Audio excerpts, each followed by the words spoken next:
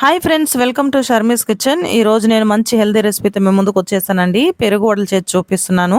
Summer start అయిపోయింది కదా, ఈ సమ్మర్లో ఇలా పెరుగు వడలు చేసుకొని తిన్నారంటే చాలా బాగుంటుంది. బాడీకి మంచిగా చలవ చేస్తుంది. బయట వెళ్ళి కూల్ డ్రింక్స్ ఎక్కువ తీసుకునే దానికన్నా ఇంట్లోనే ఇలాగ ఈజీగా ఈ రెసిపీ చేసుకున్నారంటే చాలా మంచిగా ఉంటుంది. దీనికోసమైతే నేను ముందుగా 1 కప్పు మినప్పప్పు తీసుకుంటున్నాను. ఇలాగ మినపప్పు తీసుకునేసి ఇందులో వాటర్ వేసేసి ఒక 2-3 సార్లు బాగా వాష్ చేసుకొని తర్వాత వాటర్ వేసేసి ఇది ఒక 6 గంటల పాటు నేను నానపెట్టుకుంటున్నాను. మీ దగ్గర టైం లేకపోతే ఒక 4 అవర్స్ అయినా నానపెట్టండి. ఇలాగ నానపెట్టుకునేసిన తర్వాత దీని తర్వాత మనము మిక్సీకి వేసుకోవాలి. ఫ్రెండ్స్, ఈ వీడియో కనుక మీరు ఫస్ట్ టైం చూస్తుంటే తప్పకుండా సబ్స్క్రైబ్ చేయండి. అదేవిధంగా మీ ఫ్రెండ్స్కి కూడా షేర్ చేయండి. చాలామంది వీడియో చూస్తున్నారు కానీ సబ్స్క్రైబ్ చేయట్లేదు. తప్పకుండా మీరు సబ్స్క్రైబ్ చేస్తారని ఆశిస్తున్నాను.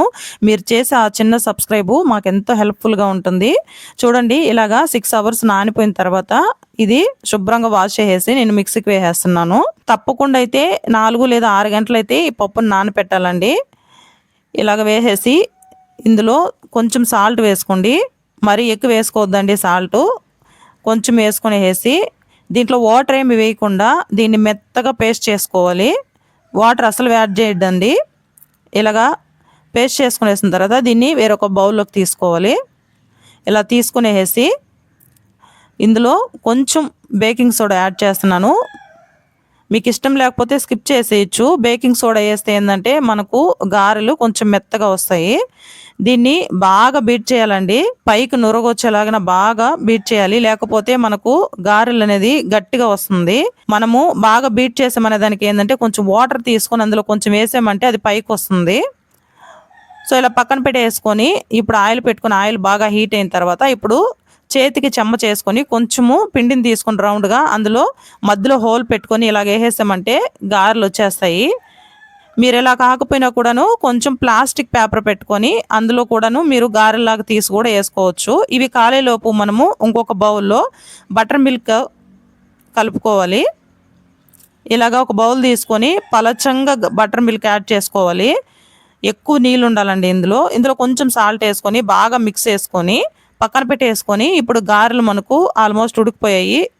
ఇప్పుడు గారెలు మనము మీడియం ఫ్లేమ్లోనే ఉడకపెట్టుకోవాలండి. మనం హై ఫ్లేమ్లో పెట్టామంటే లోపల వరకు ఇది కుక్ అవ్వదు.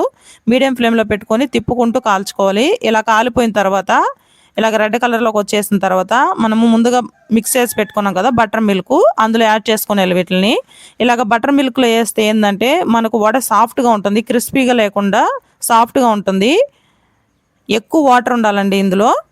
ఇలాగ వేసేసుకొని కొంచెము బాగా డిప్ చేసామంటే ఒక 5-6 నిమిషాల పాటు అలా వదిలేసామంటే మనకి గారెలు బాగా సాఫ్ట్గా అయిపోతాయి. తినేటప్పుడు క్రిస్పీగా లేకుండా బాగుంటాయి. సో ఇలా వేసేసుకునేసి దీన్ని పక్కన పెట్టేసుకోవాలి. ఇలా మొత్తాన్ని ఇలాగా డిప్ చేసుకునేసి పక్కన పెట్టేసుకునేసి ఇప్పుడు మనం కర్డ్ తీసుకోవాలి. నేనైతే 1/2 లీటర్ పాలు తీసుకొని ఇంట్లోనే పెరుగు చేసుకున్నానండి. ఇంట్లో తీసుకుంటే మనకు పులుపు ఎక్కువ లేకుండా మనకు కరెక్ట్గా సరిపోతుంది. బయట ఏంటంటే ఎక్కువ షాపుల్లో కొన్ని పెరుగు పులుపు ఎక్కువ ఉంటాయి. సో అలాగనేసి నేను ఇంట్లోనే చేసుకున్నాను. ఇలాగ పెరుగు మొత్తం తీసుకునేసి ఇందులో కొంచెం సాల్ట్ యాడ్ చేసుకోండి. సాల్ట్ చూసి యాడ్ చేసుకోండి. మనం ఆల్రెడీ గారెల్లో కూడా వేసాము. ఇందులో ఉండలేం లేకుండా బాగా మిక్స్ చేసుకోవాలి. ఈ పెరుగు మీకు కొంచెం గట్టిగా అనిపిస్తే కొంచెం లైట్గా వాటర్ యాడ్ చేసుకుంటే సరిపోతుంది. మరి ఎక్కువ కూడా యాడ్ చేయొద్దు. ఇలా కలుపుకొని పక్కన పెట్టేసుకొని ఇప్పుడు పోపు పెట్టుకోవాలి. పోపు కోసము ఒక ప్యాన్ పెట్టుకొని అందులో కొంచెం ఆయిల్ యాడ్ చేసుకొని ఆయిల్ బాగా హీట్ అయిన తర్వాత కొంచెం ఆవాలు, కొంచెం జీలకర్ర, అదేవిధంగా శనగపప్పు, మినప్పప్పును కూడా యాడ్ చేసుకోవాలి. వీటిని కొంచెం లైట్గా ఫ్రై చేసుకోవాలి. ఆ తర్వాత ఒక 2 ఎండుమిరపకాయలను కూడా తుంపి వేసుకోవాలి. ఇలాగ లైట్గా ఫ్రై చేసుకొని ఇప్పుడు ఇందులోకి సన్నగా కట్ చేసుకున్న అల్లంను కూడా యాడ్ చేసుకుంటున్నాను. 1 ఇంచ్ అల్లం ముక్క తీసుకుంటే సరిపోతుంది. సన్నగా కట్ చేసుకున్న పచ్చిమిర్చి, అదేవిధంగా ఒక 2 రెమ్మల కరివేపాకు కూడా యాడ్ చేసుకొని ఈ పోపుని బాగా ఫ్రై చేసుకోవాలి. ఇలా ఫ్రై చేసుకున్న తర్వాత లాస్ట్గా ఇందులోకి చిటికుడు ఇంగువను కూడా యాడ్ చేసుకోండి. మరీ ఎక్కువ యాడ్ చేయొద్దండి. ఇంగువ లైట్గా వేస్తే సరిపోతుంది. ఇలాగా మొత్తాన్ని మిక్స్ చేసుకునేసి స్టవ్ ఆఫ్ చేసి ఈ పోపుని ఒక 2-3 నిమిషాల పాటు పూర్తిగా చల్లారనివ్వాలి. వేడి మీద అయితే వేయకూడదు. ఇలాగ చల్లారిన తర్వాత మనం ముందుగా మిక్స్ చేసి పెట్టుకున్నాం కదండి పెరుగు, ఆ పెరుగులో దీన్ని తీసేసుకొని దీన్ని బాగా మిక్స్ చేసుకోవాలి. ఈ స్టేజ్లో మీరు పెరుగులో సాల్ట్ తక్కువైనా కూడా యాడ్ చేసుకోండి. ఇలా బాగా మిక్స్ చేసుకున్న తర్వాత ఇప్పుడు ఇందులోకి సన్నగా కట్ చేసుకున్న కొత్తిమీరను కూడా యాడ్ చేసుకుంటున్నాను. అదేవిధంగా సన్నగా తురుముకున్న క్యారెట్ను కూడా ఒక 2-3 టేబుల్ స్పూన్ల వరకు యాడ్ చేసుకుంటున్నాను. వీటిని మొత్తాన్ని కూడా బాగా మిక్స్ చేసుకోవాలి. ఇలా మిక్స్ చేసుకునేసి పక్కన పెట్టేసుకొని ఇప్పుడు మనం ముందుగా పెరుగులు వేసుకున్నాం కదండి వడలు, ఆ వడలు ఒక్కొక్కటిగా తీసుకొని మరీ ఎక్కువ ప్రెస్ చేయకుండా కొంచెం లైట్గా ఆ మజ్జిగను కొంచెము తీసేసి మరి ఎక్కువ ప్రెస్ చేయకుండా ఇప్పుడు మనం ఈ పెరుగులోకి తీసేసుకోవాలి వీటిని. ఈ వడల్ని చూడండి చాలా సాఫ్ట్ అయిపోయాయి మనకు వడలు. అలాగే వేసామంటే క్రిస్పీగా ఉంటాయి, తినేటప్పుడు అంత బాగుండదు. ఇలా వేసుకోవడం వల్ల మనకు సాఫ్ట్ గా వస్తుంది. దీని మొత్తాన్ని బాగా మిక్స్ చేసుకోవాలి.